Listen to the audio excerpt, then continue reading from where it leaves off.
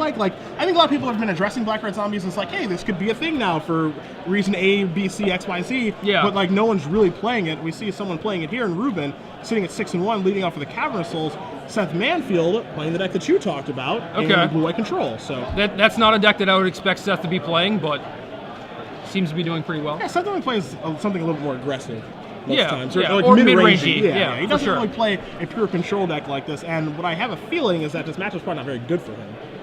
If he had the red, then I think that he would be a favorite, but since he is on straight blue-white, it is difficult. Yeah, I think, as you said, because he doesn't have the red, here comes the Diregraph Ghoul, Gravecrawler gets in for 2, going to put Manfield at 18. Things are a lot more difficult, the Wraths aren't going to be as good, and I just think like the way that Black-Red kind of syncs up against what Blue-White is trying to do, it's just going to be difficult for Manfield. Doesn't mean it's impossible to win, I think it just could be hard. Yeah, I definitely agree with you. Augur of Bolas, not very timely, but still going to be doing plenty of work.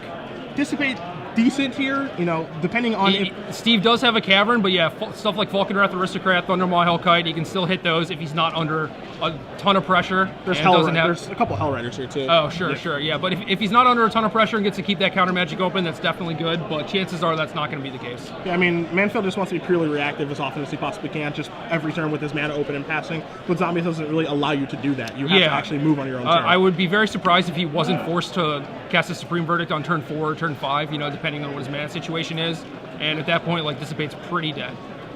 So Ruben's going through his hand right now. You see a Knight of Infamy. There's a Thundermaw Hellkite over there as well. He's got another Cavern of Souls. His mana's a little bit awkward right now. Yeah, the Rakdos Guildgate sneaking in there. Yeah, don't even get me started on that card. Kind of disrupting a few things. That card by itself made me not play this deck in the tournament. Yeah, but take it. Lifebane Zombie. We'll see what the second Cavern of Souls is naming. We'll get confirmation on that. You see Lifebane Zombies. Going to show a hand of Restoration Angel, Dissipate. There's a Jace over there as well. Snapcaster Mage, and I believe a Sphinx's Revelation. Detention Sphere. Maybe. Detention Sphere? Okay, sure. Some Azorius card that Lifebane Zombie cannot take. Right.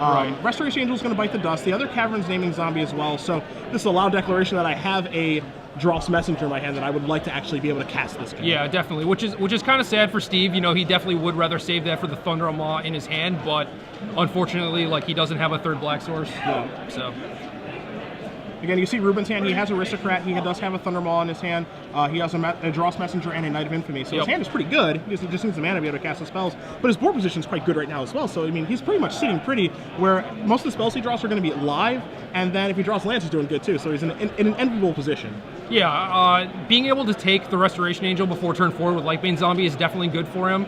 I was thinking that facing down a Jace +1 might end up being pretty bad for him, but I guess Seth just feels like he needs to dig here. Yeah, I mean, it clearly doesn't like the cards that he has in his hand. Turns over a Planeswalker of Bolas and a card that was off the screen. Not quite sure what that is. We'll probably see it in just a second here as he moves the piles over. But I'm a little bit surprised to not see Jace go up here. It's an Azorius Charm.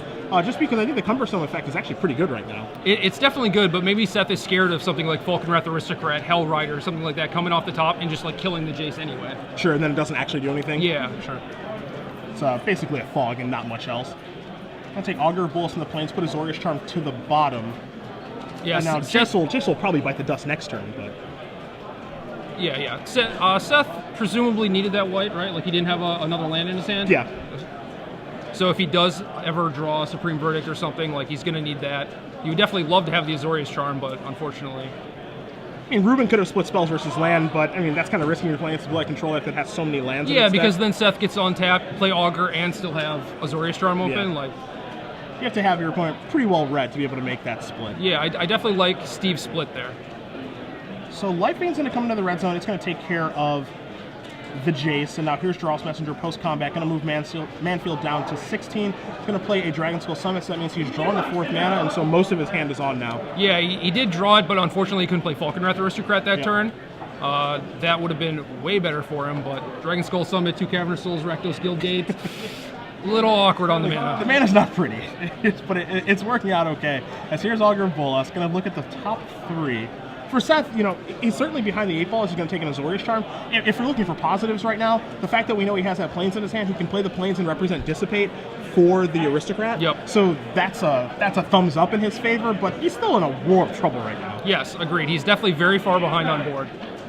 I don't think that Lifebane Zombie is at its best in this particular matchup. I mean, I feel like he's pretty fortunate was Ruben to actually snag a Restoration Angel where there are no other hits.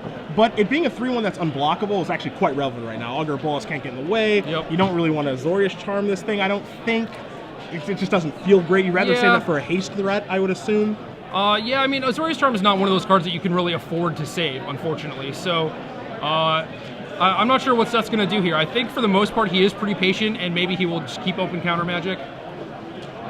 See another Thundermaw drawn there for Ruben to go along with the Falkenrath Aristocrat and the Knight of Infamy. Yeah, so Steve, knowing that Seth has the Azorius Charm, do you think he just sends in with a couple guys, or maybe just the Lifebane Zombie, I guess? I mean, he knows he has Charm and he knows he has Dissipate, so he can play Falkenrath Aristocrat to start the turn and force a Dissipate and then turn the guy sideways, or he can start by attacking first and then play the Falkenrath Aristocrat post-combat, because I think it might be most important for him to make sure that this just resolves. Yeah, I agree. It won't get to attack, sure, but I don't think that Seth really has a great way of actually dealing with the 4-1. No, I mean, he does have Detention Sphere in his hand still, but he's kind of overloaded with that type of effect. He doesn't have enough things to take care of Geralt's Messenger, Gravecrawler, Falkenrath Aristocrat. And his main way of sweeping the board is not going to be pretty for him in the aftermath. You have Messenger coming back, draining him for another 2, Gravecrawler ready to come back. He's in a rock and a hard place right now, in a big way. You see Ruben's trying to figure out exactly what attacks he wants to make. Can I send in Gravecrawler and afford to just let it die and then rebuy it, but I'm going to use most of my mana this turn for Aristocrat, probably post-combat, so I don't know if I want to make that exchange at this point. Yeah, and if he sends a Diregraph Ghoul, Seth just doubles up with Augurs, presumably. Yeah. Takes a lot of damage to do so, but I guess he could just double up with Augurs on Diregraph Ghoul and then Azorius Charm something, but then he just leaves the shields down to get Falkenrath Aristocrat post-combat. Yep, exactly, and then that thing's pretty much going to stick in play for the rest of the game unless he wants a Detention Spirit. At the same time, again, Manfield doesn't know that Ruben has Aristocrat in his hand. A lot of the times you just see a player just slam down Aristocrat, get it dissipated, and then start attacking. So that might not be at the forefront of his mind of, okay, look, there's going to be a Falkenrath Aristocrat coming at me post-combat. Yeah, I definitely agree with that. Both players here are exerting the maximum amount of patience, I feel. Yep.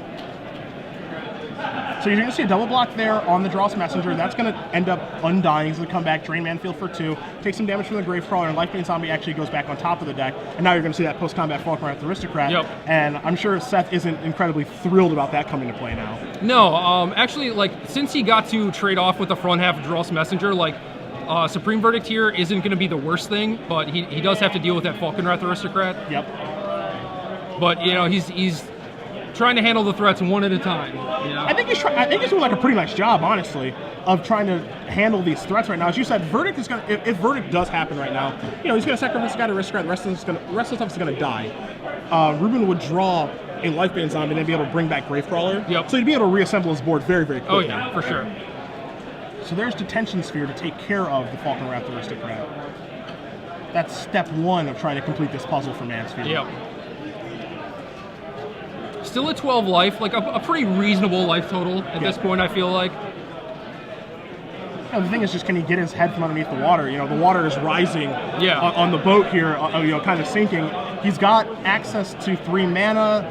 That means he can make a Moorland Haunt token, which is pretty meh in this situation. I mean, it's okay. It lets him do another double block with Augur and the token on Diregraph Ghoul. You take 6 damage, but you get another creature off the board. I like starting here too for Ruben to get information before you make your attack. Yeah, for sure. I feel like even the previous Lifebane Zombie being able to see that Seth has no Supreme Verdict is great. You see a hand of Snapcaster Mage, Dissipate, Island, and Hallowed Fountain. So again, he knows he doesn't have Wrath. If he ends up peeling Wrath, what have you, can't really control that. But he knows exactly what Mansfield has, and he doesn't have a lot to play around right now. Yeah, not really. It looks like Dissipate or just make a token, and then next turn he's going to have Snapcaster Azorius Charm available, but I think Steve just loves his spot right here. Yeah, and I think that turning everything sideways is perfectly fine. Snapcaster Mage isn't going to get a lot of value. It can trade off with a Diregraph Ghoul, and then you can put Augur in front of Gravecrawler, I guess, or underneath the bust of Geralt's Messenger. Yeah, I mean, I think we're just going to see him make a Spirit and then double block the Diregraph Ghoul. Unless he wants to preserve his life total and just go chump and then block with Augur, but yeah, you see the double block. You just have to keep whittling away, I guess? Yeah, I think so. With Seth not having access to Supreme Verdict and not knowing if he's ever going to draw it, then I think he does have to just try and kill a creature every single turn, every chance he gets. Okay. And then eventually, maybe Sphinx's Revelation will show up and, like you said, just get his head out from under the water, He's not really in an enviable position right now where he has to kind of I don't want to say like this is an unfavorable trade because it's like, you know, he didn't really use a card like Moreland Haunt, he used a card from the graveyard, but it's just a trade he has to make, and he has to take 4, 5, 6 damage and go down to 6. Yeah, half of his life total. Yeah, so it's not a great position to be in, but he's just doing what he needs to do at this point. Just gotta kill those creatures one at a time, and then hopefully they'll all be dead. Yeah, and you know the problem for Seth right now too is that if you're in his position right now and you know that Ruben's not playing any lands, you're just going, okay, those are 3 spells over there. Yeah, so and I've got more work to do after this. And is done. he has a mana open. He's just been replaying his Lightbane Zombie. You gotta assume that he's got like some heavy stuff in there. You know, like Thundermaw Hellkite, definitely not out of the question. Yep. And just some sort of haste threat, and Seth is just going to draw his card and pass the turn back. Right now, you know, we know he has Snapcaster Mage in his hand. He has Azorius Charm in the graveyard, so that's kind of what this turn's probably going to look like, depending on the draw step. Okay, 1, 2, 3, 4, 7 mana for Manfield too. So Revelation for 4 isn't terrible. I don't know how much it does. Well, I mean, it doesn't do much to save him now. Like maybe he gets a fog out of the deal, but what Seth really needs is to just untap and be able to play multiple spells, deal with multiple threats. Like he's way too far behind. You see Ruben kind of a little bit cautious here because he knows the obvious thing, which is Snapcaster Revelation Angel. That's the Snapcaster Mage Azorius Charm. That's the obvious thing that can happen. How do you feel about this attack? This is very reserved. It is very reserved. I definitely agree with that. I'm not sure if Steve just doesn't want his, like, he doesn't want to get his Lifebane Zombie Azorius Charm and then have his Messenger die to a double block from Snapcaster and Augur, which gives him more Moreland Haunt food. Okay. So I don't think this is necessarily bad. If you're on the blue-white side of things, and you see this attack being made, what are your initial thoughts? Because this is huge now, right? Yeah, this is pretty huge. Yeah, Seth being able to cast the Sphinx's Revelation while not taking a bunch of damage or not having to chump block with his Augur. Or not having to use a Snapcaster Mage this turn either. Right, yeah. See, I don't know if that's a situation where you just say that, you know, pedal to the metal, get in there with everybody, which he doesn't do. And now Ruben doesn't play any creatures either. After combat, he's still holding on to that Knight of Infamy, and I think his draw step was a Gravecrawler last turn, so he's not adding anything to his board. So for Seth, that turn feels like a win for me. Yeah, that was huge. Like, I see Steve's position, like, he doesn't want to add another creature after his opponent just drew a bunch of cards. He doesn't want to play Gravecrawler because he's going to want that to return his other Gravecrawler, you know, once he gets Supreme Verdicted, so... I don't know. There's definitely something to be said for attacking and making unfavorable trades just to make your opponent use their mana, so that something like Seth casting a top deck Sphinx's Revelation can't happen. You know, you just keep them on the back foot. Because I mean, I don't know that it's ultimately the Sphinx's Revelation, the card that Ruben's going to lose to here, but I think, you know, obviously he didn't have it when he Life-Baned him last turn. Correct. But you know, you don't want to get yourself in a position where if he does draw Sphinx's Revelation, it's actually on. I think he was doing a nice job of making it so that if he ever drew Revelation, it wasn't going to matter, like you had mentioned. But like, it ended up mattering a lot that turn, especially when he doesn't add anything to his board post-combat. Yeah, I mean, it's just the way it worked out, you know? Like, he was being very aggressive in the early turns, making Seth use his mana to Azorius Charm the Lightbane Zombie so he could play Aristocrat, and then he just kind of took a step back. He was just like, okay, Seth doesn't have much going on in his hand, I feel like I can play a little bit more reserved, and then just got punished because Seth did draw one of his Sphinx's Revelations. Yeah, and he got punished immediately, like on that exact turn. The exact turn he decided to slow down, so very unfortunate. So now he's going to make a very similar attack, and again, if he's going to commit to that attack last turn, I feel like he almost has to commit to that attack this turn. But I mean, then again, like, things have changed drastically because Seth has gained some life and drawn a lot of cards. Yeah. And now he's going to do Revelation into another Revelation, so this time for 5, up to 9 life. And so now you got to think that Seth has some stuff going on now. This is the thing that you talked about, because now he's going to start being able to convert resources and be able to cast multiple spells a turn, which is where you want to be when you're playing Blue-White Red Flash or Blue-White Control, which is, all right, now I can play Verdict and have mana up to do other things. Yeah, exactly. Counter his follow-up Thundermaw Hellkite potentially. Yeah. And I think you can correct me if I'm wrong. I think Seth still has that Dissipate from earlier. Yeah, he's not used it yet. Yeah, because it was Snap, Dissipate 2 lands, and then he drew Revelation. So he still has all of those cards as he plays a Glacial Fortress for the turn. He's got a lot of cards in his hand. He may have to end up discarding here, but he's going to start with Augur of Golos. So no Wrath yet, it looks like. I think we find another Revelation he's looking at. Yeah, that looks like his third Revelation. I don't know. This is kind of off topic, but not really. Like, Brad Nelson in the top 8 of Grand Prix DC that he won cast a Wall of Omens and then cast a Wrath of God or Day of Judgment, whatever it was, to convince his opponent that he didn't have it and drew it off the wall. So the next turn the guy just unloaded and played all his stuff and then got Wrathed again.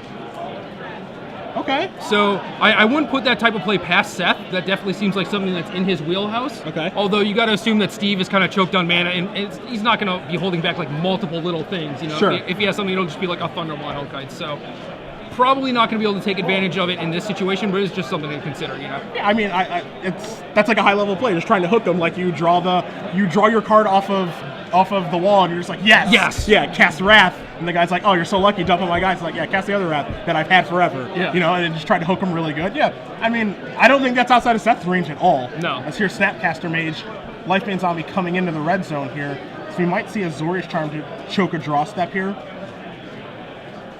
We are definitely now in the point of the game that Ruben does not want to be in, and this is, as you said, this is multiple spell territory. Yeah. You know, this is the point of the game where you don't want to be against any control deck, because when they only get to play one spell a turn, or if you can predict the Snapcaster Mage plus Azorius Charm turn, that's fine. You can kind of lay things out the way you want to. But now exactly. Now he just gets to move every turn with all of his shields up. Yep. And that's not a spot that you want to be in, because then you're just left guessing the entire time. No, I feel like at this point of the game, especially with Seth having his third Sphinx's Revelation in hand, it's just like he's trying to find a way to kill Steve. Yeah. You know, he almost certainly has all the tools to deal with whatever comes out now, so. Maybe looking for that 1 Aetherling in his main deck, or Yeah. just some way to get the game closed now that, he's really, I think, taking control of this game. It might take him a little while to win, and he's going to be patient because he has no reason not to be. Exactly. But yeah, I think he's looking for a way to close it out now. Yeah, for sure. In his main deck, he does have one Jace Architect of Thought, which we saw die already. So he does just have the 1 Aetherling really to kill Steve with, but he'll find it eventually. So Lifebane's always going to come off the top of the deck again because of his Azorius Charm. We knew it was there. You see Seth reorganizing his mana here, maybe considering casting Restoration Angel in response, blinking, and both targets are pretty good depending on what's in the graveyard over there. Yeah, I believe there's another Azorius Charm. I could be wrong, but I don't know. Maybe it's just better to blink that Augur. So let's see what Manfield decides. He's going to blink Snapcaster Mage. All right, so Searing Spear in response is going to take care of that. Assuming that Seth is okay with that, doesn't have a counter spell, what have you, maybe another Restoration Angel to re-blink it. Sure. I mean, we're looking at Seth's hand of Dissipate, Azorius Charm, Sphinx's Revelation, maybe a second Azorius Charm. Yep. I don't think he wants to use his Dissipate on this Spear. I think it's just whatever, like just let your Snapcaster die. You don't get to flashback anything. That's it's interesting because that's the only Snapcaster Mage that he has in his deck. He wrote about that this week about how Snapcaster Mage is a little bit worse now because of Scavenging Ooze and a couple of other things. A lot of people have Scavenging Ooze. Yeah. Is he overvaluing his one Snapcaster Mage in his deck? Because once it dies, it's gone forever. You see him dissipate this year. And so now here's that's the interesting. hand. And here's the hand Okay, of Supreme Verdict instead of an Azorius Charm. Okay. So Verdict, Azorius Charm, Sphinx Revelation, and a Glacial Fortress is what Manfield is looking at right now in his hand. So Ruben having that information. Again, this isn't a situation to me where he can kind of, bob and weave and try to play around stuff. He just has to, I just hope what he's doing is good enough, but he knows that realistically what he's doing isn't great anymore. Yeah. Especially you see that Seth has answers for, the Thundermaws that he has in his hand. He has Supreme Verdict to clean up the ground if he ever chooses to. Yep. Another Sphinx's Revelation to reload. I mean, this game is definitely not looking good. We see that Seth targeted Sphinx's Revelation with the Snapcaster Mage. Not sure if he's going to have enough, depending on how much mana he has. Like, we see the stuff that's on screen. There might be a couple mana off screen, but he could flashback that Revelation. Yeah, I don't think that there's... I think he's just all out of mana. Yeah. See, Messenger's going to get in the red zone here. Shields are down here for Ruben, so it's up to Seth how he just wants to block. It's a pretty easy double block. Kind of interesting to see the double block there involved with the Snapcaster Mage, however, because it looked like he wanted to protect that quite a bit and then blocks with it. Yeah, but maybe that's why he wanted to protect it. He wanted to keep his Angel around to brick wall all the little guys, and then use the Snapcaster to trade off with the Messenger. Okay. How do you feel about that trade with Snapcaster there? Like, it's the only one in his deck. You don't want to overvalue it, but is it more important just to get that Messenger off the table? Yeah, definitely. And you don't want to take the 4 damage there, too. Like, I mean, you do have another Sphinx's Revelation, but, like, you still don't want to get burned out by maybe something like a Blood Artist or whatever. You don't know necessarily what's in Ruben's deck. Any merit to just chumping with an Augur Bolas there? Potentially. I mean, you do have Morlenhaunt active, so any creature is 2 chump blocks. You're going to be able to Revelate for, it looks like 8 this turn, so... I don't know. I feel like Double blocking is correct, just to kind of clear the board a little bit. But for the most part, I don't think it really matters what Seth does. Okay. So now here comes the Thundermaw Hellkite. It's not through a Cavern of Souls. It's just being hard cast. Looks like Seth's going to give that the thumbs up. Ruben going to attack with some combination of creatures here. And again, we do know that Manfield does have Azorius Charm in his hand and a very, very large Six's Revelation on the way if he wants to do that. See Moorland Haunt here. Going to get in front of that dragon. Going to take 3 and go down to 6. Do you like doing that versus just a big Revelation? I would prefer to just play a big Revelation, because he chumps the Thundermaw, which saves him 5 damage, but he could have also Revelated for 3 more. So you take an extra 2 damage to draw 3 cards. That seems worth it to me, especially if you're going to untap and cast Supreme Verdict. Yep. So Seth does Revelate for, it looks like 5 there. He's going to draw a bunch of cards. Gain a little bit of life, move up to 11. And figure out how he wants to start navigating this turn. He's going to turn both creatures sideways. Gravecrawler, of course, cannot block, so Manfield going to get in, put Ruben down to 13. See if he's ever going to cash in one of those verdicts now. I believe so. I believe the Augur attack kind of signifies that. Is that the sign? Yeah. Well, I mean, to be fair, I guess, yeah, like, because Augur's brick wall in the Gravecrawler. Exactly. Yeah, sure. And plus, you just want to get the Thundermaw off the table, too. It's bigger than anything else you have going on. And then he can start rebuilding here. He's got another Augur of Bolas, another Restoration Angel. Moorland Haunt still within his mana. That actually, it looks like he used Moorland Haunt this turn. He was playing. Oh, he actually has the 1 Aetherling, so he's just going to go for that. Just pass the turn back. We know, of course, that he does have his Azorius Charm in his hand already, too, so he can brick wall the Thundermaw if that's Ruben's turn as well. Ruben draws a Hell Rider for the turn. The problem here, as here's Thundermaw Hellkite, is that now he's just too far behind, and there's no way for him to actually get back into it either. Yeah, I mean, it is very possible that Seth just doesn't have enough gas to race the Thundermaw despite Revelating. Like, there are plenty of lands in these blue-white control decks, especially since they cut Thoughtscour. They've added a lot more lands. Okay. It's certainly not likely, but Steve is playing for his outs. He doesn't necessarily think that he's for sure dead. Yeah. So, and certainly no reason to give up. You see Manfield's going to attack here. A couple of Aetherling Pumps. Going to attack for, it looks to be 7 points of damage, and pass the turn back. Does have a Rewind in his hand. Looks like Ruben's down to 6, and he is going to concede the game in the face of an Aetherling. So Seth Manfield, 2-time Grand Prix champion, does win game number 1 over Steve Rubin. Blue-white control, up a game over Black-red Zombies. Yeah, Seth's got to be happy about this, taking game 1 in such a pretty mediocre matchup. It's bordering on bad. Yeah. When I'm in the position of when I'm playing a deck where I feel like I have a good matchup, like let's say I'm in Steve's position, I feel like I'm playing Black Red Zombies and I'm feeling really good about the matchup because I know my opponent's playing Blue White. I feel like I'm a pretty heavy favorite game 1, and if I lose game 1, I'm looking at it like, all right, I'm probably going to win game 2, and then I'm going to be on the draw game 3, which is not really where I want to be. Yeah. Like, if my opponent happens to steal game 2 from me, I'm feeling great because I'm going to be on the play game 3. Sure. But by losing game 1, and if we're going to go to 3-game match, I'm going to be on the draw game 3. I'd prefer not to be there because play versus draw in this matchup is like a world of difference, I think. It is. It's huge. When turn 4 Supreme Verdict is like your best option for the most part, and then you have the potential to come back with something like Gerald's Messenger coming back into play, and then you cast a Falkenrath Aristocrat or something else with haste. Like, that extra attack step you get is huge. Yeah.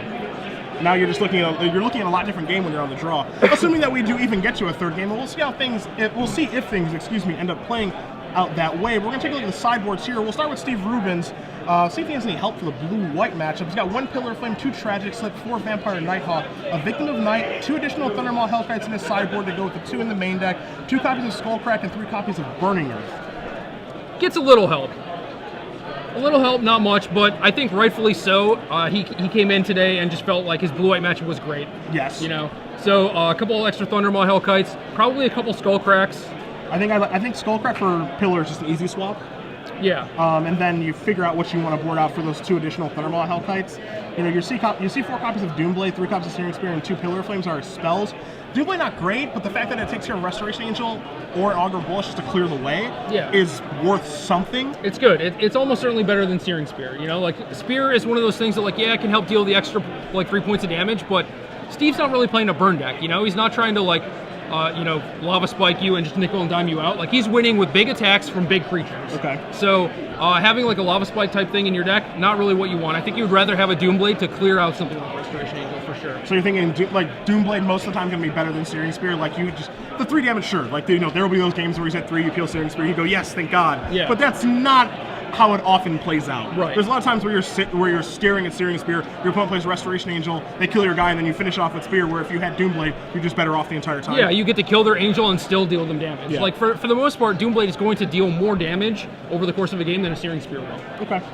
We take a look at Manfield's sideboard. He's got 2 copies of Terminus, an additional Supreme Verdict, 2 Cavernous Souls, an Aetherling, 3 copies of Blind Obedience, 3 Celestial Flare, Pithing Needle, a clone of Dispel, and what looks to me a matchup that gets much better for him after sideboard. Yeah, definitely the Terminus help a lot. Probably brings in the other Supreme Verdict, and Blind Obedience is fantastic against the haste guys and the little nickel and diming that Ruben does have with Geralt's Messenger. Yeah. I think Little extra bonus. Yeah, the Extort there can kind of come into play a little bit too if the game ends up going long. Now, of course, if you're Ruben, if the game goes long, you're not thrilled how things are going. But, I think the little bit of nickel and diming that Seth can do with Extort can actually end up, I don't want to say win the game, but certainly will matter. Yeah, for sure. I mean, it oftentimes, like, if these players get into a top deck war, it's like a Thundermaw that comes off the top. Like, any nickel and diming that you get to do with Blind Obedience might give you an extra turn to draw an answer to it, he also has 3 Celestial Flares, which may or may not come in against this matchup. Like, it's good against Ruben's top end, the Hell Riders, the Aristocrats, the Thundermaws, but it is abysmal against the bottom end. Yes. That was the question I was actually going to ask you. It's like, there's a... That card has a wide range in this matchup. It can go from great to sack my Gravecrawler, nice card, idiot. Yep. Like, there's a lot of different things that can happen with this card. There are 3 in the sideboard. Would you board in any? Would you board in the full 3? I feel like Seth, having seen several Cavernous Souls out of Ruben, is probably going to think that he's playing the full 4. Okay. So his counter spells are not going to be that great. But most of the other things he has are pretty good, Like, he has removal spells. He has Think Twice to make his land drops. Maybe you want to cut a couple of those. But it looks like he just has 4 counter spells, and maybe the Aetherling is too slow. It seems like he has enough things that he's bringing in already that he doesn't want to dilute his deck with something that could potentially be bad, like Celestial Flare. But if he did have a lot of things to cut, it's not the worst card to come in. Okay. Like, if you do Supreme Verdict them, they come back with a Thundermaw, you have a very quick, clean answer to it. Yeah. All right, so we'll see how he does on a sideboard here, because I think Celestial Flare, I think the other ones are pretty easy. Like, Blind Obedience, yes. Terminus, yes. Supreme Verdict, yes. Terminus has the, oops, I win factor, which is nice to have in a card. Yeah, for sure. Flare, again, when you have a card like that, it varies from how good it can be in a matchup. It's very difficult to convince yourself to want to board that in. Or, it's also, on the flip side, you convince yourself, like, he's a creature deck, I'll just board in this thing that kills creatures. Yeah. And let's just rock and roll. Like, do you want to board in all 3 of those? Almost certainly not. Yeah. If he was going to bring in any, I would think 1 or 2, but I feel like between the 3 Obedience, 1 Verdict, 2 Terminus, he has enough action in the sideboard. He might only bring in, like, 2 Blind Obedience, but I definitely think that some amount of them are coming in, when you play 3 Blind Obedience, you want that for haste creatures. Like, you got to be thinking that he's planning on bringing them all. Other question you can ask here, as you see both players finishing shuffling up here for game number 2, is there any merit to cutting a land after sideboard or 2? We're looking at Ghost Quarter, which is fine. I don't know if you can afford to ever actually sacrifice that. Can't take care of Cavernous Souls, but he's boarding out his counter magic anyway, so that's presumably, yeah. He's got 2 copies of Mortal High. I don't think you want to board those out, but is there any merit to actually boarding out a land? Because, like, it looks like he's probably going to be lowering his curve after sideboard anyway. Yeah. So does he want to have a bunch of lands? It is possible for him to cut a Ghost Quarter, but again, like, any land that you have translates into, like, more life and more cards with Sphinx's Revelation, and you don't really want to miss land drops with this deck, even if they are as bad as Ghost Quarter. So I think right now I'm counting 28 lands. It's 26. His deck list is strange. He has 2 planes and 6 planes written down. I'm not sure what's up with that. Okay. Diagraph Ghoul to start things off. So Steve is off to an aggressive start. He's going to play his land untapped and cast a Night of Infamy. So this is how the game needs to go for him. Yeah, he just wants to get him behind right away. He is much happier drawing the Blood Crypt part of his mana base than the Yeah. Guildgate part. Yep. Night of Infamy, very good, allowing his 1-drops to attack through Augur of Bolas also.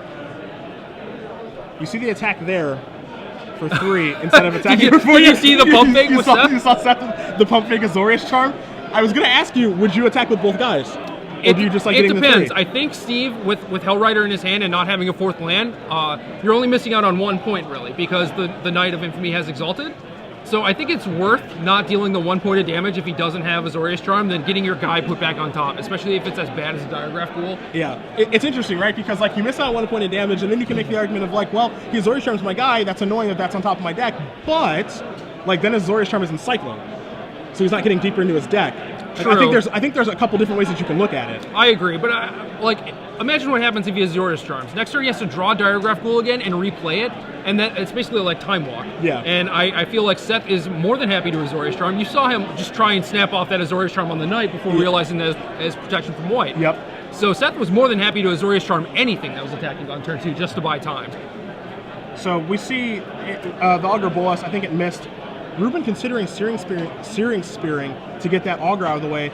Do you pull the trigger on the Searing Spear right away there just to get that out of the way and get you for 4? Because again, it won't be an Azorius Charm now. Yeah. I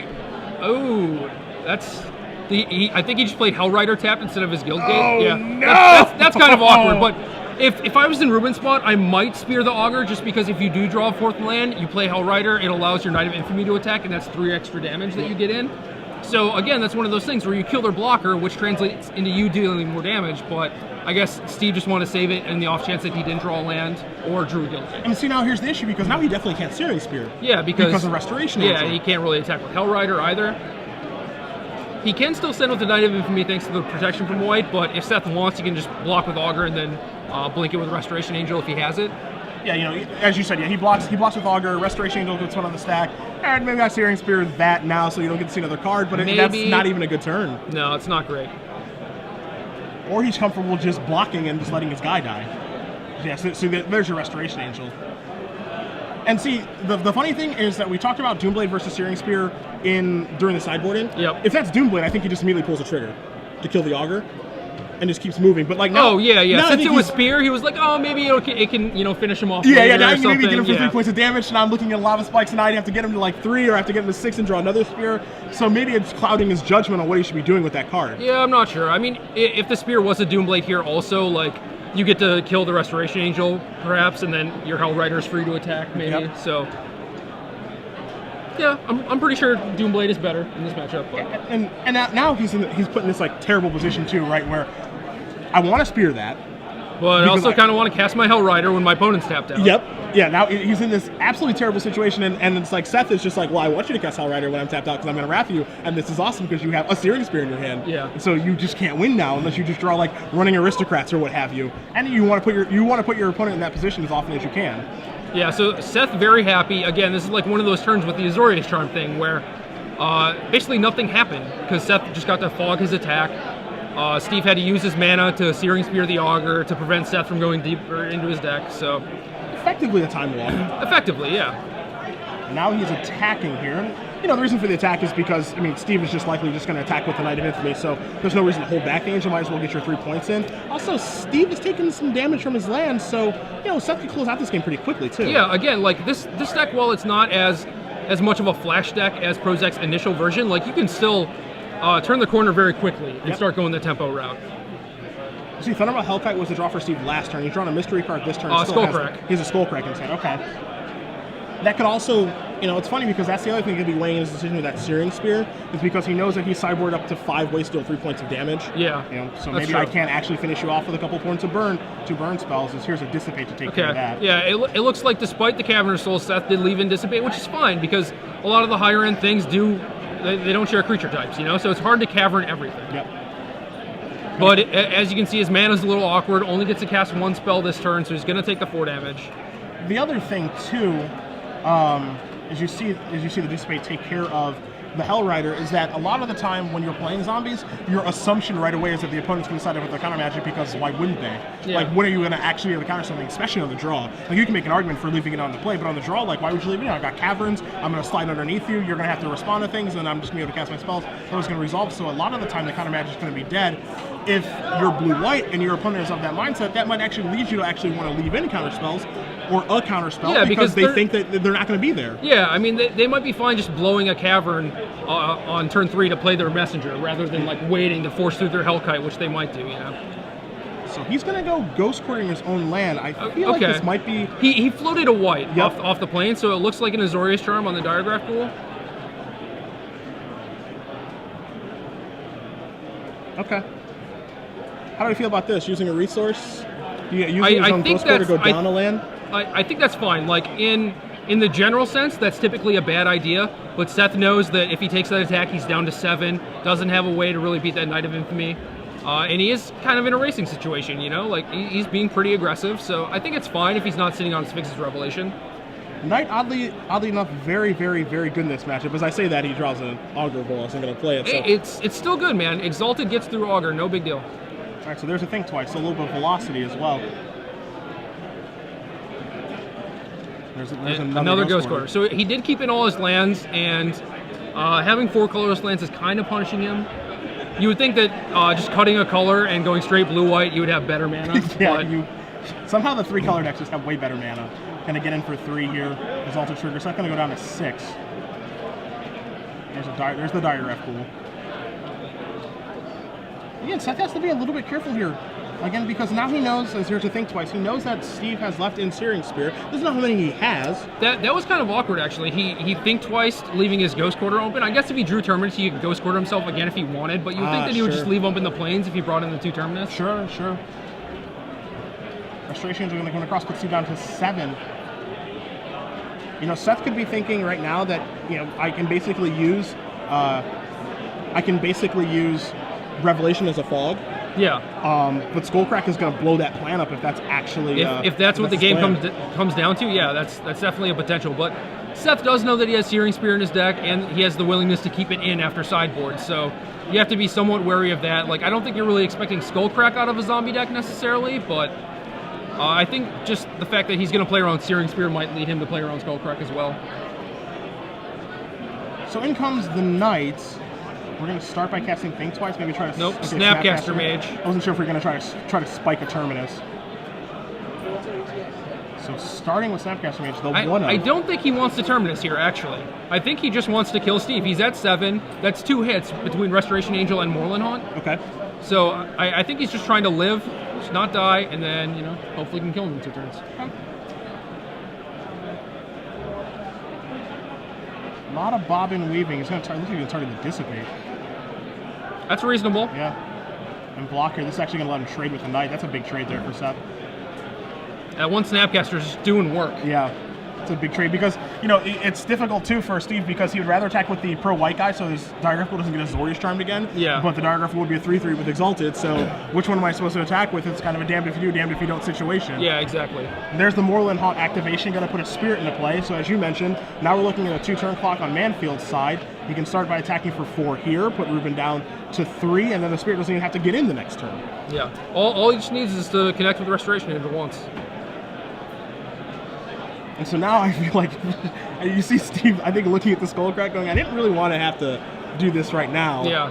Because now if you Revelate in response, I almost certainly can't win. Right, but if he just like doesn't Skullcrack him and tries to keep mana open, he's just going to die on the next turn. He basically has to play Falkenrath Aristocrat, hope it resolves, hope that Seth has no way to get it off the board.